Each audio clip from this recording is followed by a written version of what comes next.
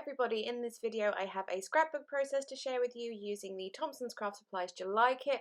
If you haven't seen it already, I will leave a link to my kit share video because it's worth seeing all the bits of this kit because it's so beautiful. But anyways, let's talk about the scrapbook layout. My first layout I'm going to do with this kit isn't very mixed media heavy. I wanted to just kind of keep it simple for my first one, and what I've been doing here is, so if you did see my kit share video, you would know that with many of the papers I was so torn about what side to use because they both sides are so beautiful, and this paper you can see me playing with here is no exception to that. So what I decided to do was use like the majority of the paper and then cut a little bit off, so I could use some of the other side and then back it on something else. So I took out two paper pads I have, just cheap ones from the range, which have lots of wood grain kind of textures. I chose this one, which is from the Natural Textures paper pad. I think it was on screen a second ago. Anyways, and then that's got that kind of tropical beach hut vibe to it when you put it against that paper. So that's what I decided to do there.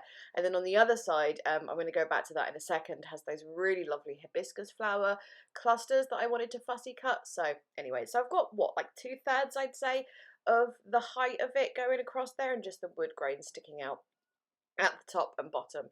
So I took the stencil from the kit there and just used some Distress Oxide in Cracked Pistachio just to stencil the hibiscus flower, and then I wanted to add something to the edge of my sort of main bit of paper, and I'm taking some Dovecraft glitter glue and just doing it along the bottom there, but I didn't want to have that thickness of glitter glue, you know, when you just do a line of it and it dries sort of quite 3D. So I'm doing it and then rubbing it in with my finger so it's actually flat.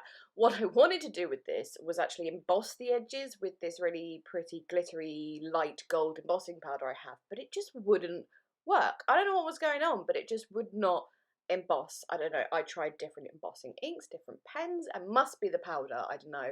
I cut all that footage out because like it's just quite boring to watch me getting annoyed at a bit of paper. But yeah, anyways, embossing would have been my first choice, but I went with the glitter glue and it has the same kind of effect really, just that nice little glittery edge.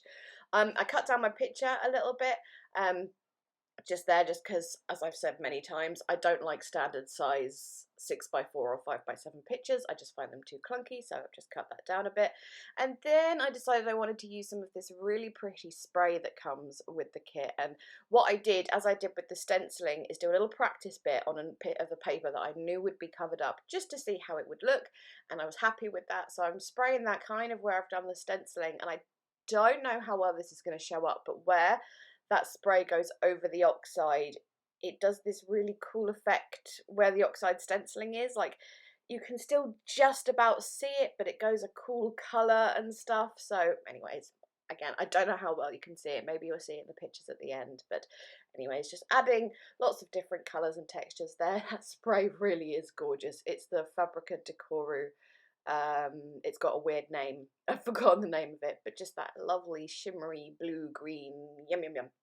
Anyways though, I also thought you can't see, even though it had that cool effect with the oxides, you still had trouble seeing some of the stenciling, so I decided to go back in with the stencil and some Nuvo embellishment mousse in the colour Spring Green and do some really patchy stenciling. I've put the stencil exactly over where I had done it with the oxide, and yeah, just kind of patchy added the Nuvo embellishment mousse, and then you get all those little stenciled flowers. They're like in lots of different colours or lots of different shades of turquoise and green. It just looks so pretty. There I just got really frustrated because my heat gun wouldn't turn on, so I decided to do some fussy cutting while I waited for that. Just sometimes they overheat and they just sort of, you know, they have like a switch that just switches them off completely when they're too hot. Like hairdryers do the same thing, don't they? So you just have to wait it out, basically. So that's why I did some fussy cutting during that time. The bits I was fussy cutting there are from one of the Minte papers, that sounds weird, from the kit. Just again, beautiful fussy cutting opportunities there. Once everything is dry, I did add a little more embellishment mousse stenciling at the bottom left because the leaf didn't look quite right, and then I'm just sticking on my paper right in the centre, and then I'm going to start sort of playing with all those fussy cut embellishments and clustering those around the photo, but then I remembered I needed to back my photo, so I've pulled out another little 6x6 pad. This is one of the ones that you get from the Works, like the M&C boutique ones, just another wood grain texture-y paper pad, and I kind of went with one that was similar to the background but a little bit darker just to help it stand out. And then yeah, as I said, I'm going to play with all those little fussy cut pieces and put those around my photo. Obviously some of them are fussy cut in a way that there's a straight line, like with that one I'm putting down, so obviously the straight line I'm hiding underneath the photo so it looks like it's a whole piece, but it's not really. And that's all going down with some Nuvo tacky glue, which reminds me I'm nearly out and I need to buy some more. Must do that. Anyways, so yes, picture going down with the tacky glue as well. I've just sort of lightly placed it in place, just so I can put some little bits underneath it as well. Like those two little flowery clusters that are going there. This little beachy umbrella-y thing, it is a beach umbrella, I don't know why I'm saying it weird, that was from the Minté Papers fussy cut sheet, and I thought that would look quite well so with the picture, because it's basically myself and my three sisters in a hot tub, and it has quite a tropical vibe to it, and there's like the fencing in the background has that sort of wickery effect that goes with the umbrella. And there's like the other bits I fussy cut, like the cocktails and stuff, just sort of the whole vibe of the hot tub thing. Although it wasn't in a remotely tropical place, it was in Kent, in Pluckley, but it was in summer and it was a very, very sunny, warm day, so it looks tropical. Just then I had pulled out, I had some leftovers from the Crepe Paper Oasis collection from 2017, 16? I'm going to say 17.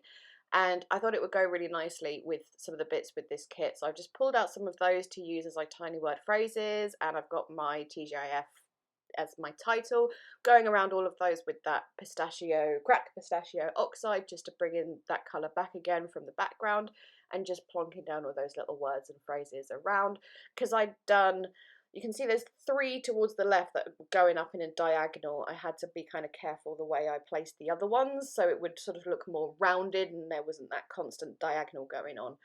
And then adding some of the enamel dots from the kit, and then of course adding some splatters. This is gold Heidi Swap Colour Shine because I thought gold was just an obvious choice with the whole theme and aesthetic of this layout, and the gold glitter I'd put around the edges of the paper. And then I am going to finish off with some Nuvo drops, and these are in Soft Mint, which is actually a metallic Nuvo drop, but you can't really, it's not like too metallic. I was actually kind of disappointed when it arrived because I wanted like a more not metallic one basically, and I just didn't read the description closely enough. But anyway, the colour works nicely with the soft pinks and the peaches and all the different tones of the layout. And there we go, this one is complete. Thank you so much for watching as always. I will leave links in the description box to Thompson's Craft Supplies, to the Thompson's Craft Supplies blog, where you can purchase this kit, and other things that I've said I've linked should be in there as well. Please leave me a thumbs up if you enjoyed this video, chat to me down in the comments, and I am gonna go.